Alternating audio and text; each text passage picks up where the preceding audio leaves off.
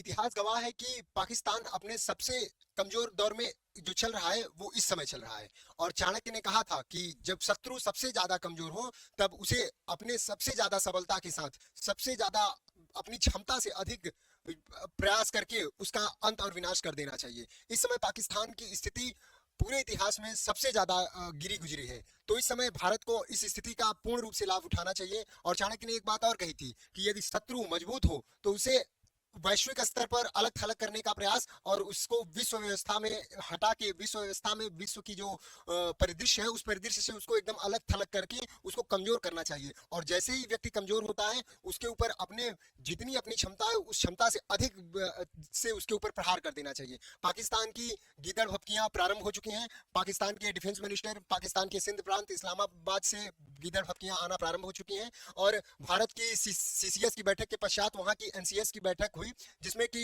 भारत के द्वारा लिए गए कदमों की प्रतिक्रिया के रूप में उन्होंने भी अपने कुछ कदम उठाए। और वो कदम मात्र भारत की प्रतिक्रिया के ही कॉपी पेस्ट रह गए हैं और उनमें कोई विशेष दम नहीं रह गया है। तो इस वीडियो के माध्यम से हम समझेंगे कि उन्होंने किस तरीके से किन चीजों पर अपनी प्रतिक्रिया जाहिर की है। तो चलिए देखते हैं।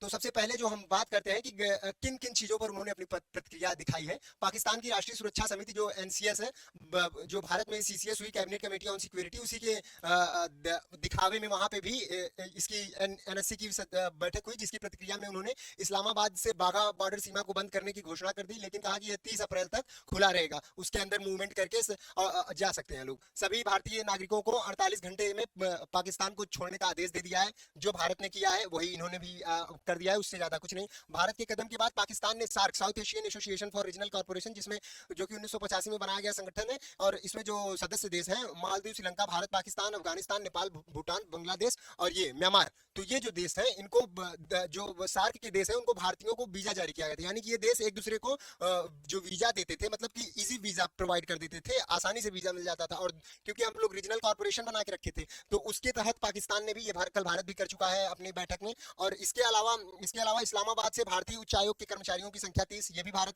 अभी तक जितने भी हमने देखे सब भारत कर चुका है, बस वही कॉपी पेस्ट चल रहा है। पाकिस्तान ने अपने हवाई क्षेत्र में ये एक नया चीज इन्होंने जोड़ा है, पाकिस्तान ने अपने हवाई क्षेत्र को सभी भारतीय विमानों के लिए बंद कर दिया है और भारत के साथ सभी व्यापारिक गतिविधियों को निलंबन कर दिया। अरे भैया, जब पुलवामा अटैक हुआ था भारत ने तभी से ये सब स्थगित कर दिया है, कोई व्यापारिक संबंध नहीं। यूएई के माध्यम से हमारा व्यापार तुम्हारे ही व्यापारी लेके जाते थे, तुम्हारे यहाँ खाने का दवाई टमाटर नहीं था तो कहते थे मोदी साहब ने टमाटर रोक दिया है, अल्लाह तौबा मचा देते थे, ठीक है ना। ये सब पहले अब समझ लेते हैं कि, और एक बात इसमें उन्होंने अभी शिमला समझौता पर उन्होंने पूरा बैकआउट नहीं किया है, लेकिन शिमला समझौता पर बैकआउट करने की धमकी दी जा रही है कि हम शिमला समझौता पर बैकआउट कर लिए हैं। कुछ वहां की मीडिया पर्संस कह रहे हैं कि शिमला समझौता से बैकआउट कर लिया गया, लेकिन अभी वहां के शिमला समझौता पर कोई ऐसी प्रतिक्रिया नहीं। लेकिन हम फिर भी समझ लेंगे कि शिमला समझौता में अगर वो वापस लेते हैं या सस्पेंड करते हैं तो उनका ही घाटा है। तो आइए हम देखते हैं शिमला समझौता। और उन्होंने एक एक्ट ऑफ वॉर भी घोषित कर दिया है।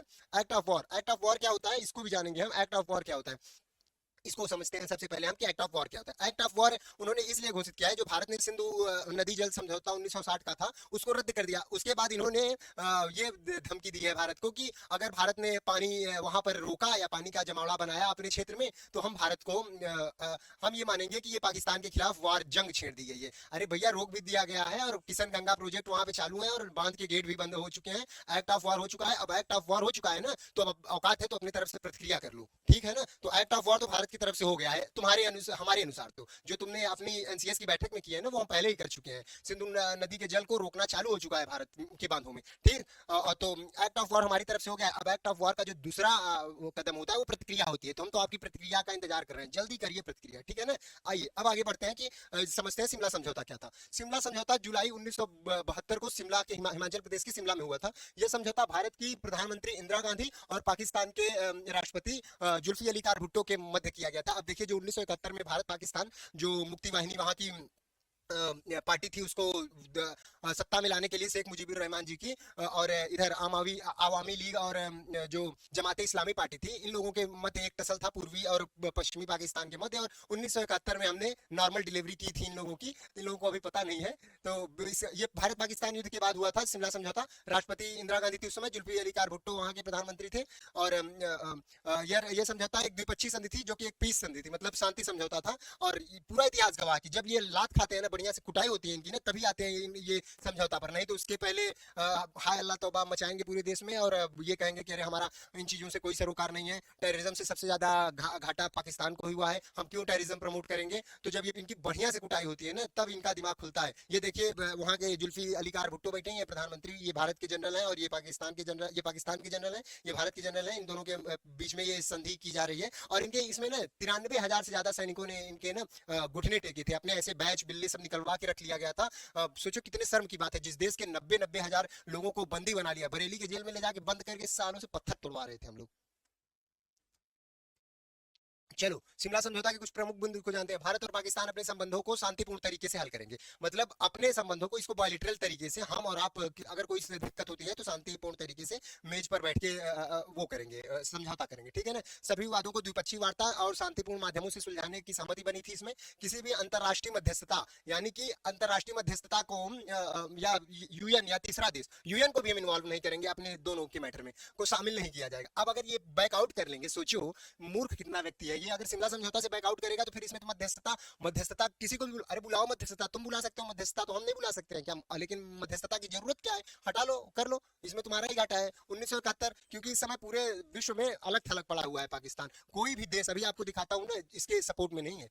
1971 में युद्धबंदियों, जो लाइन ऑफ कंट्रोल, मतलब जो लाइन ऑफ सीज फायर थी, उसको लाइन ऑफ कंट्रोल के रूप में स्वीकार करें। उस समय जो लाइन ऑफ सीज फायर, मतलब जिस जिस स्थिति पर थे दोनों देशों की सेनाएं, उसी स्थिति पर बिना एग्रेशन के, यानी कि अब हम आगे जबरदस्ती एक दूसरे की रेखा को युद्ध के माध्यम से नहीं, अब जहां पे हो वहीं पर कंट्रोल बना लो, और तुम ये लाइन ऑफ कंट्रोल के इधर हमारा और उधर तुम्हारा, मतलब ये नहीं था कि, ये निर्णय नहीं हुआ था कि अब वो क्षेत्र तुम्हारा, ये क्षेत्र, बस अभी हम जहां पर है वहां पर रुकेंगे, और आगे के विवाद हम एग्रेशन के माध्यम से नहीं, सीट पर बैठ के निष्कर्ष निकालेंगे, न कि युद्ध से। तो ये हुआ था। नियंत्रण रेखा एलओसी दोनों देशों के द्वारा मान्यता दी गई, यह तय किया गया कि इसे बलपूर्वक बदला नहीं जाएगा, यानी कि अब बलपूर्वक जो बताया कि अब बैठ के सॉल्व करेंगे। 1971 के युद्ध के बाद की स्थिति को सामान्य करने पर सहमति हुई, यानी कि 1971 के बाद जो स्थिति बनी थी, उन चीजों को सामान्य बनाने के लिए सहमति बनी कि हम दोनों देश मिलकर सामान्य करेंगे, दोनों पक्ष में राजनयिक संबंधों को स्थापित करेंगे और शांति बहाल करने की कोशिश करेंगे, ठीक है ना। तो यानी कि राजनयिक संबंधों को भी हम स्थापित करेंगे पाकिस्तान के साथ, ये भी हुआ था। केंद्रीय और क्षेत्रों का आदान, मतलब कैदियों जो थे,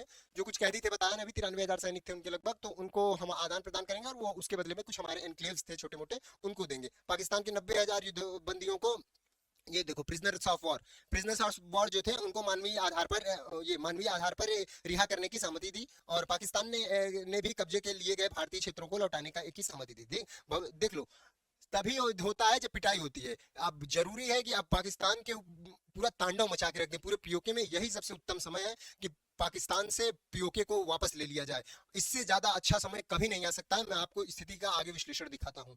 अब भविष्य में संबंधों को सुधारने का संकल्प लिया गया है। देखो बहुत बड़ी बड़ी बात की गई है, लेकिन इस व्यक्ति ने शिमला समझौता के हर उल्लंघन पहले ही कर चुके हैं। इसने कौन सी भविष्य में संबंधों को सुधारने का संकल्प, किस तरीके से भविष्य का संबंध, ऐसे टेररिस्ट अटैक करके निहत्थे लोगों पर गोली चला के भविष्य के संबंधों को सुधारने का, इसी से बैकआउट करने की बात कर रहे हैं। कर लीजिए भैया, इसमें हमारा क्या है, हम तो पीस टॉक किए थे, पीस टॉक आप हटा लेंगे, हम फिर से सीज फायर लाइन पर फिर आ जाएंगे, और सीज फायर लाइन पर तो हम तो चाह ही रहे हैं कि एक बार एलओसी का हट जाए, सीज फायर लाइन, अगर सीज फायर का उल्लंघन तुम्हारी तरफ से हमारी तरफ से हुआ तो क्या दिक्कत है, अब वो सीज फायर लाइन है, अब तो वो एलओसी रही नहीं गई जब वो तुम यहाँ से समझौते से बाहर हो गए। तो अब हम समझते हैं कि दूसरा बिंदु जो कि वो एयर स्पेस का जो ब्लॉकेज है, तो उसने क्या किया कि अब थोड़ा सा, ये थोड़ा सा भारत के लिए निगेटिव पॉइंट है।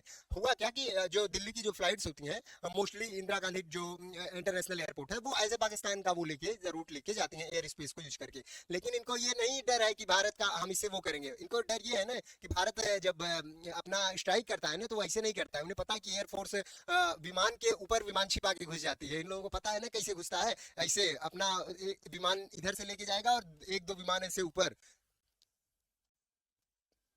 ऐसे एंट्री करता है भारत, तीन चार विमान ऊपर और एक नीचे। तो इनको लगता है कि एक ही इंटर कर रहा है, डर रहे हैं कि कहीं ऐसे 4 6 10 तो घुस गया तो हमारी तो खटिया खड़ी कर देंगे यहीं, ठीक है ना। तो मेन रीजन ये है, ये नहीं रीजन है कि भारत को क्या नाम है, हम भारत को आर्थिक नुकसान पहुंचाएंगे। भारत को क्या आर्थिक नुकसान पहुंचाओगे भैया, जो तुम्हारा हमारा जो रिजर्व है ना, फॉरेक्स रिजर्व, हमारा जो फॉरेक्स रिजर्व है ना, वो है लगभग $700 बिलियन, $700 बिलियन है। और इनका जो फॉरेक्स रिजर्व है ना भैया, वो $15 बिलियन है, लगभग 4600 अधिक है, 4600% अधिक है, इनका $15 बिलियन है। इनका जो है ना $15 बिलियन है। अब बताओ ये हमारे हमें आर्थिक नुकसान पहुंचाने चले, कौन दिक्कत नहीं है, हम इधर से घूम के जाएंगे। हमारे सारे जैसे कोचीन एयरपोर्ट है और जो हमारे महाराष्ट्र में है इंटरनेशनल एयरपोर्ट, और ये जो इधर क्या है बेंगलुरु हैदराबाद के, ये तो ऐसे ही चले जाते थे, वो ऐसे जाते ही थे हमेशा, वो ऊपर क्यों जाएंगे। मध्य प्रदेश भोपाल, अब जो है हमारा लखनऊ वाले जो इधर जाते थे अब वो ऐसे होके जाएंगे, राजस्थान जयपुर वाले ऐसे होके आएंगे, दिल्ली वाले ऐसे होके आएंगे। कौन सा दिक्कत है भैया, हमें कोई दिक्कत नहीं है, हमारा तो कोई प्रॉब्लम नहीं है, हम ऐसे जा लेंगे। लेकिन अब भारत की प्रतिक्रिया भी इस पे होनी चाहिए। भारत को ना ये जो अपना एयर स्पेस पाकिस्तान की सभी फ्लाइट के लिए ब्लॉक कर देना चाहिए। न इनका बांग्लादेश से कोई जो इनके अम्मी अब्बू आते जाते रहते हैं ना, उसको भी खत्म कर देना चाहिए कि हम अपने ऊपर से पाकिस्तान की फ्लाइट को अलाउ नहीं करें। फिर क्या करेंगे बाबा, फिर बाबा इसे चाइना से घूम के आएंगे पूरा पहाड़ी रीजन से, या तो फिर पूरा इंडियन ओशन से घूम के यहाँ पे बांग्लादेश आएंगे। अगर चाह लेना तो इनको बाबा को कहानी इनकी बढ़िया से कर दी जाए, ठीक है ना। आइए आगे देखते हैं। अब देखिए ये है भारत का अब रूट यही रहेगा जो कि पाकिस्तान वाले एयर स्पेस को हम अवॉइड करेंगे, और इस तरीके से मोस्टली सारे हमारे रूट्स होंगे, ठीक है ना। तो ये थोड़ा सा भारत के लिए नेगेटिव क्या है बता ही दिया इसमें, पॉजिटिव क्या है। अब देखिए देखते हैं स्थिति, जानते हैं कि वैश्विक स्थिति क्या है। जैसा कि मैंने बताया ना कि चाणक्य ने कहा था कि अगर शत्रु मजबूत हो तो उसे वैश्विक स्तर पर अलग थलग करने का प्रयास करो। तो भारत के सपोर्ट में आपको देखिए देशों की लिस्ट जिन्होंने भारत पर ये इस हमले की, इस्लामिक हमले की कड़ी निंदा की है। ये इस्लामिक हमले की कड़ी निंदा करते हुए भारत के साथ अपना सहयोग जाहिर किया है। सबसे पहले इसमें देखिए डोनाल्ड ट्रंप जी ने deeply disturbing news out of Kashmir, the United States stand strong with India against the terrorism, we pray for the souls of those lost and for the recovery of the injured. Prime Minister Modi and the incredible people of India have our full support and deepest sympathies or hurts and are with you all. तो उन्होंने sympathy जाहिर करके पूरे भारत के लोगों के साथ, incredible people of India के साथ खड़े होने का वादा किया है। और देखिए इधर जेडी वेंस जो कि भारत के 4 दिन विजिट पर आए थे, उषा जो and I extended our condolence, मतलब इनकी वाइफ है, condolence to the victims of the devastating terrorist attack in Pahalgam. तो ये जेडी वेंस जी ने अपनी प्रतिक्रिया देते हुए भारत के साथ अपना सहमति जाहिर की है कि भारत यूएसए भारत के कदम के से कदम मिला के चलेगा। यहाँ पे व्लादिमीर पुतिन जी का भी अपना आता है, esteemed mister president, esteemed mister prime minister, please accept the deepest condolence over the tragic consequences of the terrorist attack near the town of the Pahalgam that claimed the lives of the civilian citizens of the various countries. कुछ Israel के भी countries वहाँ पे citizens थे, उनको भी हत्या की गई थी। द हॉरिफिक टेररिस्ट है, यहाँ पे कीम स्टारमर आते हैं, यूके के prime minister. Attacks in Kashmir today is the utterly devastating. My thoughts are with those affected, their lives, their loved ones, and the people of the India. ठीक, देखो सबसे बड़े बड़े लोग आ गए हैं अपने ही पक्ष में, यूके, रसिया और ये यूएसए। अब आगे देखो, ये देखो कौन है ये उल्फा सोजलो जो है, ये कौन है जानते हैं, ये है जर्मन के चांसलर है, जर्मनी के चांसलर है। ये इन्होंने भारत के साथ अपना कंडोलेंस व्यक्त करते हुए भारत के साथ खड़े होने का, terrorist heinous terrorist attack against tourist in Pahalgam, इन्होंने भी इसको, एंटोनी एल्बनीज ने प्राइम मिनिस्टर ऑफ ऑस्ट्रेलिया जो है, उन्होंने भी भारत के साथ बताया कि our heart go out of the injured to those mourning loved ones and to everyone in the Australia touched by this incredible news. तो उन्होंने there is just justification for the violence and the Australia, और इन्होंने कल बात भी की है प्रधानमंत्री मोदी जी से और उनको आश्वासन दिया कि हम आपके साथ हर स्थिति में। प्राइम मिनिस्टर ऑफ डेनमार्क ने भी, ये मेटी फ्रेडरिक्सन ने भी अपना सहयोग जाहिर किया है, और ये जॉर्जिया मेलोनी का तो आना ही था, इनका कैसे रुक सकता है, ठीक है ना। और आगे देखते हैं, चीन ने भी अपनी प्रतिक्रिया जाहिर की, उनके राजदूत ने कड़ी निंदा करते हुए लोगों के प्रति संवेदना प्रकट की है। संयुक्त राष्ट्र यूएन ने भी इसको, एंटोनियो गुटारेस जो कि महासचिव हैं वहाँ के, आतंकवाद के किसी भी रूप में कोई जगह नहीं होनी चाहिए, हम इस हमले की कड़ी निंदा करते हैं। संयुक्त राज्य अमीरात यूएई ने भी, बताओ ये इस्लामिक कंट्री है, इसने भी भारत के, उसके विदेश मंत्रालय ने भारत के साथ एकजुट खड़े रहने का वादा किया है। और उसके साथ ये देखिए यूरोपियन संघ, मतलब देश यूरोपियन संघ समझ रहे हैं, पूरा यूरोप भारत के पक्ष में है। और ये जो संयुक्त अरब अमीरात, ये इस्लामिक कंट्री है, और सऊदी अरब, ये सारे भारत के अभी पक्ष में हैं। तो इस समय जो भारत की स्थिति है ना, पूरे विश्व में मतलब कि इनविंसिबल है, कोई मतलब कि जवाब ही नहीं है। सारे देश के प्रधानमंत्री, सारे राष्ट्रपति भारत के पक्ष में, बड़े बड़े organisation, United Nation, European Union, सब भारत के पक्ष में है, भारत के साथ सहानुभूति जता रहे हैं। अब भारत को इस सहानुभूति का अवसर का लाभ उठाना चाहिए और पाकिस्तान के अंदर पूरा तांडव मचा देना चाहिए। पीओके, कराची, ग्वादर, ये सब एकदम से अटैक करके जलने पर छोड़ देना चाहिए। पाकिस्तान के ऐसे स्ट्रैटेजिक लोकेशन पर जैसे उसके पावर कट कर देना चाहिए, उसको सबसे ज्यादा उसको लॉस होगा उसके यहाँ पावर कट, 15 दिन का उसके यहाँ फॉरेक्स रिजर्व बचा है, उसके पेट्रोल जो रिजर्व्स हैं उस पर अटैक, एक तो उसके लाइट पर जहाँ पे उसका पूरा बिजली वाला वो है उस पर अटैक कर देना चाहिए, दूसरा उसके ऊपर अटैक कर देना चाहिए जहाँ पर वो उसके यूनिट्स हैं, उसकी इलेक्ट्रिसिटी की यूनिट्स हैं, उस पर अटैक कर देना चाहिए। ग्वादर बंदरगाह हो गया, कराची बंदरगाह हो गया, इन पर और पीओके में पूरा एकदम खतरनाक तरीके से तांडव मचा देना चाहिए कि सब छोड़ के वहां से भाग जाएं। और जैसे इसराइल ने जो हमास के खिलाफ जिस तरीके से गाजा पट्टी में एक्शन हुआ है ना, उसी तरीके से पीओके में हो, पूरा एकदम साफ कर दे वहां पे शक के आधार पर। ये न चुने कौन अच्छा है कौन बुरा है। सांप से हम ये नहीं कटवा के देखते हैं कि कौन सांप जहरीला है कौन सांप नहीं। हर सांप इनके अंदर पूरे अंदर बॉडी में विष भरा हुआ है, इतने दुष्ट हैं ये लोग। यूरोपियन संघ ने भी साथ में, फ्रांस भी हमारे साथ है, कनाडा ने भी, इजराइल ने भी। इजराइल के नेतन्याहू ने तो कॉल फोन करके कि सरकार मुझे तो पता है कैसे इनका इलाज होता है, अब आप भी देख लीजिए। तो इजराइल ने भी, मतलब इतने सारे देश जो मोस्ट पावरफुल कंट्रीज हैं सभी भारत के साथ है। भारत की ऐसी स्थिति ना भविष्य में थी, पिछले भविष्य में, आगे तो भारत भारत ही होगा, लेकिन पिछले भविष्य में ऐसी स्थिति भारत की कभी नहीं थी। जहां एक समय 1971 के समय यूएसए ने अपना जहाजी भेड़ा भेज दिया था, तो आज वही यूएसए हमारे साथ खड़ा है। जहां चाइना भारत के साथ हमेशा एग्रेशन करता रहता था, आज वो भारत को अपना सहयोगी बता रहा है। ये ट्रेड वॉर की स्थिति ने ना भारत के महत्व को और बढ़ा दिया है। ये भारत के लिए कहीं ना कहीं सकारात्मक ही पहलू है ये ट्रेड वॉर। तो चाइना भी अपने साथ है। तो अब जानते हैं कि कल जो हमारी ऑल इंडिया पार्टी मीटिंग थी उसमें क्या निष्कर्ष निकला, और उस ऑल इंडिया पार्टी मीटिंग ने क्या डिस्कशन किया है, इसको रिवील तो नहीं किया है, लेकिन हाँ एक दो मुख्य बिंदु जो बाहर आए कि प्रधानमंत्री ये जो कि इन्होंने अमित शाह जी और ये हमारे राजनाथ सिंह जो रक्षा मंत्री हैं और जेपी नड्डा जी, ये लोग चेयर कर रहे थे, चेयर कर रहे थे इस ऑल इंडिया पार्टी मीटिंग को। ऑल इंडिया पार्टी मीटिंग में इन्होंने भारतीय प्रधानमंत्री यानी कि गवर्नमेंट ऑफ इंडिया ने ये स्वीकार किया कि वहां पे सिक्योरिटी लैप्स हुई है। तो ये सिक्योरिटी लैप्स क्यों हुई है, आज ये भारत का हर नागरिक पूछता है। मैं भारतीय जनता पार्टी का सदस्य हूं, मैं स्वतः ये पूछता हूं कि इतनी बड़ी सिक्योरिटी लैब्स कैसे हो सकती है वहां पे पहलगांव में। लेकिन ये 400 किलोमीटर के अंदर था। एक बार ध्यान देंगे तो जो मैप था हमारा भारत का, और ये जो पहलगांव है वो 400 किलोमीटर अंदर वो कैसे आ गए। 400 किलोमीटर अंदर आना सबसे बड़ी, मतलब भारत की रक्षा चुनौती या भारत के जो वहां पे बॉर्डर फोर्सेस हैं उनके ऊपर सीधा प्रश्न चिन्ह खड़ा करती है, ठीक है ना। तो किस तरीके की सुरक्षा व्यवस्था थी, माननीय प्रधानमंत्री मोदी, अमित शाह और रक्षा मंत्री इस बात का जवाब देंगे। क्या यही वो भारत है जिसकी आप बात करते हैं कि वो घर में घुस के मारेगा? क्या ये वही भारत है जिसकी आप बात करते हैं कि ये नया भारत है? कौन सा नया भारत की बात करते हैं?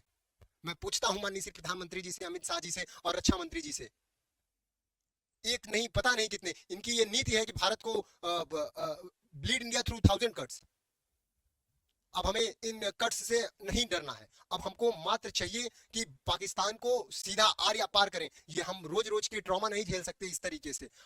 तो इन्होंने अपनी सिक्योरिटी लैब्स को स्वीकार किया। साथ में सारी पार्टियों के साथ मीटिंग हुई कि हम ये करने वाले हैं। अब जो भी निर्णय लिया हो, तो सभी जो राजनीतिक दल थे उनको आमंत्रित किया गया था। उन्होंने भी अपनी सहमति, लगभग सभी राजनीतिक दलों ने, वही ममता के जो हैं शत्रुघ्न सिन्हा लोग, वही दो चार चूतिए लोग मतलब कि बदतमीजी से बात कर रहे थे कि कौन हिंदूज कौन वहां पे हिंदू नाम, वहां पे वो भी होते हैं ना शत्रुघ्न सिन्हा जी, तो उनको छोड़ देते क्या? वो कह रहे हैं कौन हिंदू। तो लगभग सभी पार्टियों ने अपनी सहमति जताई है, वो ममता की तृणमूल कांग्रेस को छोड़ के। और अब एक बड़ी कल गंदी मतलब क्या कहते हैं इनकी मानसिकता और इनकी इनके इनकी गिरी गुजरी हरकत के लिए कि कल ये पाकिस्तान उच्चायुक्त का कोई संबंधित व्यक्ति था और वो हाथ में अपने केक लेके जा रहा था पाकिस्तान उच्चायुक्त में। तो मीडिया पर्सन ने इसको दौड़ा के घेर लिया कि सर ये केक किस लिए जा रहा है, किस लिए कट रहा है केक, किस बात की खुशी है आप लोगों को। तो ये छिप रहा था, भाग रहा था, कोई जवाब नहीं दे रहा था। तो इन लोगों की कितनी गिरी गुजरी हरकत है ये सोचिए। पाकिस्तान मतलब ये लोग इंसान थोड़ी नहीं, हैवान है। इसीलिए कहते हैं कि बिच्छू के पूंछ में जहर होता है और सांप के मुंह में, लेकिन इन पाकिस्तानियों के पूरे शरीर में जहर है। और ये जो बच्चा कल था जिसने पूरे मीडिया में लाइमलाइट अपनी सोचिए, कल इस बच्चे ने किस तरीके से यहाँ की सिक्योरिटी लैब्स के बारे में बताया और किस तरीके से हम झूठ बोल सकते हैं, लोग झूठ बोल सकते हैं, पार्टियां झूठ बोल सकती हैं, लेकिन ये बच्चा, इस बच्चे ने जो बात कही है कल ना, मतलब रूह कांप जाएगी। मतलब इन इस्लामिक टेररिस्ट का क्या करना है ना कि हम मारेंगे और फिर वीडियो बनाएंगे। वो बता रहा था कि गन में कैमरा माउंट था, उसके सर में कैमरा माउंट था, ये दिखाने के लिए कि हम यही हाल करेंगे तुम भारतीयों का। अब भारत को तैयार होना है इसके लिए। और इन हर तरीके से हर आतंकवादी संगठन आप देखेंगे, जितने भी आतंकवादी संगठन देखेंगे सारे इन्हीं इस्लाम से संबंध रखते हैं। कोई ऐसा आतंकवादी संगठन नहीं है जिसने कि यहाँ का वो लिया हो कि मैं इसका जिम्मेदारी लेता हूं कि ये अटैक मैंने किया। लेकिन इन लोगों में हमास देख लो, इनका ये देख लो, लश्कर ए तैयबा देख लो, और ये देख लो जैसे मोहम्मद देख लो, यमन में देखो, ओमान में देखो, हर जगह इन लोगों का यही फैला हुआ है। यही फैले हुए पूरे मिडिल ईस्ट को लेते हुए, जम्मू कश्मीर से लेते हुए पूरा नरक मचा दिए हैं ये लोग। बहुत ही गंदी कौम है यार, मानना पड़ेगा। लेकिन ये जो कल एक इनका नाम है आदिल भाई, इन्होंने मतलब कि बहुत ही वीरता का परिचय दिया। इस व्यक्ति ने बताओ उस शख्स का जिसने अटैक किया था, उसकी बंदूक पकड़ ली थी और उस व्यक्ति ने इस पर गोलियों से प्रहार कर दिया, इसको भी मार दिया। इसको भी छोड़ा नहीं है आदिल भाई ने, मतलब इनके ऊपर तो मतलब क्या बोलूं, लेकिन यार सोचने वाली बात है कि अच्छा बात है यार, बहुत अच्छी बात है, सच्चा हिंदुस्तानी और हैं ये इस तरीके के। हम लोगों को अपने हिंदुस्तान में मुसलमान चाहिए, हमें वो मुसलमान नहीं चाहिए जो फिलिस्तीन के सपोर्ट में है और भारत के बारे में घर में घुस जाए। तो हमें वो मुसलमान चाहिए जिस तरीके से आदिल भाई ने अपने पूरे वीरता के साथ वहाँ पे उन लोगों का सामना किया। तो इनके लिए बहुत बहुत धन्यवाद, और इनके पूरे परिवार के लिए बहुत बहुत धन्यवाद, और इनके परिवार के साथ मेरी पूरे भारतवर्ष के पूरे हिंदुओं की सहानुभूति है। लेकिन मैं ये तो नहीं कह सकता ना यार कि मैं एक हर हर सांप थोड़ी जरूरी थोड़ी ना है कि हम चेक करवाएंगे हर सांप से कि भाई तुम काट के देखो, तब ना हम जानेंगे कि तुम जहरीले हो कि नहीं। तो हर सांप से हम कटवा के ये नहीं चेक कर सकते हैं ना कि तुम जहरीले हो, तो हम एक की वजह से पूरे हिंदुओं को रिस्क में नहीं डाल सकते हैं ना। तो हमारा तो भाई नीति यही रहेगी, चाहे जो हो जाए, आदिल भाई का पूरा सम्मान है, ठीक है ना। चलिए आगे देखते हैं। अब देखिए, अब कल जो पूरी प्रतिक्रियाएं क्या चली, कल पूरे दिन में क्या हुआ उसको हम समझते हैं। कल क्या हुआ कि आईएनएस विक्रांत जो इंडियन नेवी का एयरक्राफ्ट है, कैरियर एयरक्राफ्ट, जो कि एकदम से पूरा विध्वंस मचा देता है, 1971 में इसने पूरा पूर्वी पाकिस्तान में विध्वंस मचा के रख दिया था।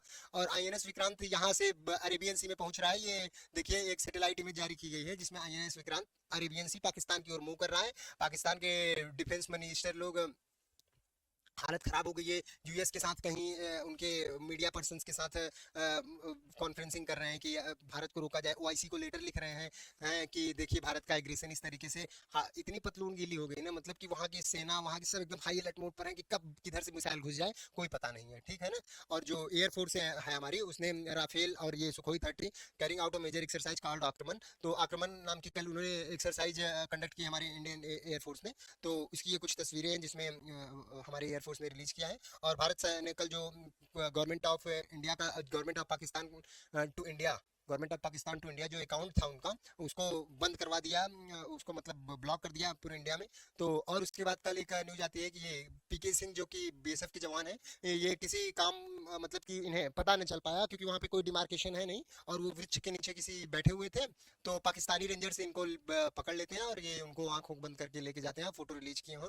और ये है सैफुल्ला कसूरी जो लश्कर ए तैयबा का one of the most head commander है। कल ये वीडियो जारी करके कहता है हमारी बहुत सहानुभूति है जो मारे गए हैं उनके साथ। मैं तो बड़ी बड़ी बातें बोलता था, मेरा इसमें कोई मैं संलिप्तता नहीं है, मैं इस मामले से बहुत दूर हूँ ये। और यही कुछ दिन पहले धमकी दे रहा था कि इंशाअल्लाह हम जल्द ही कश्मीर को अपना हिस्सा बना लेंगे। ये कल इसका कल इसके चेहरे का रंग अभी देख लो, ये उसी का वीडियो का स्क्रीनशॉट है। इसके चेहरे का रंग देख लो और वीडियो आपको मिलेगी यूट्यूब पे, देखेंगे तो समझ में आएगा क्या हालत हो गई है इसकी। अब देखिए हम समझते हैं कि अब भारत क्यों इसके ऊपर आक्रमण जरूर करना चाहिए, और अगर आज नहीं किया ना भारत, अब नहीं किया ना तो कभी नहीं। जो भारत का इस समय रक्षा बजट है वो अगर हम बात करें, वो है लगभग 6.21 लाख करोड़, या और जो इसका है वो है 78 बिलियन डॉलर, ठीक। 78 बिलियन डॉलर और 7.6 बिलियन डॉलर, कितना अंतर है समझ रहे हैं। लगभग 10 गुना का अंतर है भारत के फॉरेक्स रिजर्व में और इसके फॉरेक्स रिजर्व में, समझ रहे हैं। 10 गुना से ज्यादा का अंतर है। और भारत अगर 10 दिन भी रोक दिया इनको दूसरे देशों के साथ व्यापार में, इनके पास ना ऑयल बचेगा, न इनके पास क्या कहते हैं इलेक्ट्रिसिटी उत्पादन के लिए कुछ बचेगा, ये टोटल ब्लैकआउट हो जाएगा पाकिस्तान में। तो पाकिस्तान इस समय सबसे कमजोर स्थिति में है, और सबसे कमजोर स्थिति में चाणक्य ने कहा था कि अपने क्षमता से अधिक प्रयास करके उसको उसका विनाश कर देना चाहिए शत्रु का, कि वो दोबारा उठने लायक ना बचे। राफेल डील, ये हम किस लिए राफेल डील किए थे यार, 700 बिलियन यूरो की, ये लगभग 60,000 करोड़ की, हम ये कहाँ पर लेके जाएंगे, हम ये 60,000 करोड़ की डील ये हम कहाँ लेके जाएंगे। हाँ, अब भारतीय प्रधानमंत्री इन डीलों का क्या करेंगे, ये सब हमारे ही टैक्स के पैसे से गए हैं, और अगर बदला नहीं लिया गया ना तो इस आपकी राफेल डील का और ये S-400 डील का कोई तात्पर्य नहीं है, कोई अर्थ नहीं है, सब दो कौड़ी के साबित होंगे। मात्र गीदड़ भपकी ये भी मानी जाएगी कि भारत ने यहाँ से S-400 लिया, वहां से राफेल लिया, लेकिन प्रक्रिया के नाम पर कुछ नहीं। तो इसलिए भारत ने अगर अभी नहीं किया ना तो समझ लीजिए कभी नहीं, क्योंकि पाकिस्तान अपने सबसे कमजोर। अभी मैं आपको कुछ लिस्ट दिखाता हूं कि इन पाकिस्तान की करतूत दिखाता हूं कि इतने सालों में इन लोगों ने भारत के साथ किया क्या है। जैसा कि मैंने शुरू में ही बताया कि इनकी जो पॉलिसी है कि ब्लीड इंडिया थ्रू 1000 कट्स, तो आप देखिए list of terrorist accident in India, incidents in India, तो उसमें देखिए ये सारे पाकिस्तान के जिसमें भी जितने भी आप देखेंगे सब इसमें। और ये तो 8 जून 1980 से, मैं डायरेक्ट एक्शन डे 16 अगस्त 1946 से बता रहा हूँ, तब से इनकी इन्वॉल्वमेंट है। ये तो 1980 से पूरे कितने अटैक हुए समझ रहे हैं आप इसमें, आप एक से एक देखते जाइए। तो इसमें आपको महत्वपूर्ण महत्वपूर्ण दिखाता हूँ। आपको देखो मंडी में सेकर जो हुआ था, देखते जाइए। 1887 में हरियाणा किलिंग्स हुई थी, असैसिनेशन ऑफ राजीव गांधी, ये सब इनका वो है। ये देखो कल्याण ट्रेन ब्लास्ट 1991, 1993 में बॉम्बे बॉम्बिंग हुई थी जो सीरियल ब्लास्ट हुआ था। देखते चलो देखते चलो, देख रहा हूँ लाजपत नगर ब्लास्ट, देखते चलो इंपॉर्टेंट। और ये सब कितने लोग मारे गए हैं ना वो दिखा रहा है, और कितने लोग इंजर्ड हुए हैं, ठीक है ना। देखते चलो ये, देखो, रेड फोर्ट अटैक पर, Jammu Kashmir legislative attack, Indian parliament attack, ये सारे इनके अटैक हैं, देख रहे हो। ये मतलब 1000 ब्लीड इंडिया थ्रू 1000 कट की पॉलिसी पर चल रहे हैं। और भारत को ये तो छोटे छोटे बड़े बड़े अटैक हैं, पता नहीं कितने छोटे छोटे, रोज हमारे 2-4 जवान शहीद होते रहते हैं मुठभेड़ में। अब और बर्दाश्त नहीं किया जा सकता। चीजों का एक लिमिट होती है, अगर पानी नाक से ऊपर चला जाए तो विध्वंस मचा देना चाहिए अपनी रक्षा के लिए। अब कोई और वो नहीं है, देख रहे हैं कितने सारे अटैक्स इसने, मुंबई अटैक्स देख रहे हैं, Guwahati bombing, Assam bombing, Pune bombing, देखते चलिए। वाराणसी में बॉम्बिंग की थी, मुंबई में, मतलब इतनी बार इन्होंने टारगेट किया है ना। इसराइल के डिप्लोमेट्स पर अटैक किया था, हैदराबाद ब्लास्ट, आप देखते चलिए, कुल मिला के देख रहे हैं। और ये 122, लगभग 122 अटैक इन्होंने अभी तक, बड़े अटैक, छोटे छोटे तो रोज होते रहते हैं। 122 अटैक, जो पहलगाम अटैक है वो भी हट गया, द रेजिस्टेंट फ्रंट ने इसकी जिम्मेदारी ली है, ये भी दिखा रहे हैं। मतलब हर में इनकी इन्वॉल्वमेंट है। Islamic state of Iraq and Syria, इनकी लश्कर ए तैयबा, जैश ए मोहम्मद, इन्हीं लोगों का इन्वॉल्वमेंट है। तो ये इन लोगों की करतूत है इस तरीके से। भारत यार कितने दिन तक यार 2-2, 3-3, 4-4 करके रोज मारे जा रहे हैं ये। अब आगे देखते हैं। कल मधुबनी में प्रधानमंत्री जी ने बिहार से एक बहुत ही बोल्ड मैसेज दिया है पूरे विश्व को। पहले वो हिंदी में अपना भाषण दे रहे थे, उसके बाद अपने बातों को इंग्लिश में कहना प्रारंभ करते हैं, और पूरे विश्व को संबोधित किया उन्होंने बिहार की धरती से। और बोलते हैं कि मिस्टर, यहाँ पे उन्होंने, mister Modi started his address in Hindi but suddenly switch to the English while issuing a stern warning to terrorists. Today, from the soil of the Bihar, I want to say to the whole world that India will definitely identify, trace, and punish every terrorist, supporters, and conspirator. We will pursue them to the end of the earth. They will be punished beyond their imagination. मतलब कल जो प्रधानमंत्री का लहजा था ना कि we stand with the peoples who suffered and all the victims of the Pahalgam, मतलब एकदम से और एकदम 999+ था, ठीक है ना। तो प्रधानमंत्री के इस भाषण ने मतलब कि पाकिस्तान की नींदें उड़ा दी है। और मैं चाहता हूं, और मैं यही चाहता हूं कि जिस जो भाषण दिया है प्रधानमंत्री ने, उस पर उनको खरा उतरना है, पूरे भारत को खरा उतरना है। और भारत अगर अब जवाब नहीं दिया ना तो कभी नहीं। भारत की जो अभी स्थिति है ना वो उससे पहले कभी नहीं थी, और पाकिस्तान की जो स्थिति अभी है वो भी कभी नहीं थी। पाकिस्तान अपने गर्त पर है और भारत अपने अर्श पर है, ठीक है ना। तो इस वीडियो के माध्यम से ये तो पता चल गया होगा कि भारत को क्यों जवाब देना चाहिए। अगली वीडियो में मैं ये लेके डिस्कस करूंगा, जिसमें कि ये जानेंगे कि पाकिस्तान और भारत के मध्य अगर युद्ध हुआ तो क्या क्या संभावित परिणाम हो सकते हैं, कितने दिन तक ये युद्ध चल सकता है। और जरूरी है कि अब युद्ध करके इसको पूरी तरीके से खत्म किया जाए। यार कितना दिन इनका, 15 बिलियन का तो फॉरेक्स रखे हैं, 5 दिन का तेल नहीं मंगा पाएंगे, बड़का चले हैं 50 दिन खींचेंगे युद्ध, कोई देश इनको सपोर्ट करने आएगा नहीं। वो भारत पूरा नेवल लगा देगा अपने यहाँ पे इनकी जगह, तो ये क्या कर लेंगे।